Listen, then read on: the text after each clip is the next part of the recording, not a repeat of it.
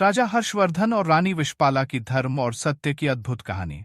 राजा हर्षवर्धन और रानी विशपाला की कहानी भारतीय इतिहास में एक अद्भुत प्रेम और धर्म के प्रतीक के रूप में प्रसिद्ध है।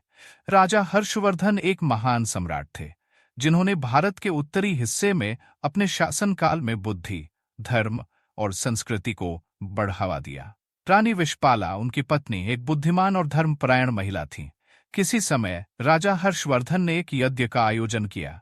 यज्ञ के दौरान एक काले जादूगर ने रानी को अपनी जादुई शक्ति से पकड़ लिया और उसे एक शाप दे दिया कि वह अंधी हो जाएगी।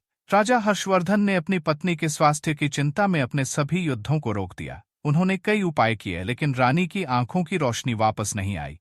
एक दिन राजा ने एक संत से परामर्श किया। संत ने बताया कि रानी की आंखों की रोशनी केवल तभी लौट सकती है जब कोई सच्चा प्रेम उसे बचाने के लिए अपनी आंखों की रोशनी बलिदान करे। राजा ने इस चुनौती को स्वीकार किया। उन्होंने बिना किसी हिचकिचाहट के अपनी आंखों की रोशनी रानी को दे दी। जैसे ही उन्होंने ये बलिदान किया, रानी की आंखें खुल गईं और वह देख सकी। लेकिन राजा हर्षवर्धन अब अंधे हो गए थे। रानी ने अपनी आंखों की रोशनी वापस पाने के बाद अपने पति के बलिदान को समझा और उनकी भलाई के लिए हर संभव प्रयास करने का निश्चय किया। उसने राजा के लिए एक ऐसा उपाय खोजने का संकल्प लिया जिससे वे फिर से देख सके। रानी ने कठिन साधना की और अंततः एक दिव्य शक्ति से अपने पति के लिए प्रार्थना की।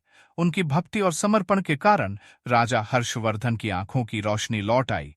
इस कहानी से यह सीखने को मिलता है कि सच्चा प्रेम और बलिदान एक दूसरे के लिए कितना महत्वपूर्ण होते हैं। राजा हर्षवर्धन और रानी विशपाला का संबंध धर्म, सत्य और प्रेम का अद्भुत उदाहरण है, जो हमें प्रेरित करता है कि हम अपने प्रियजनों के लिए क्या कुछ कर सकते हैं।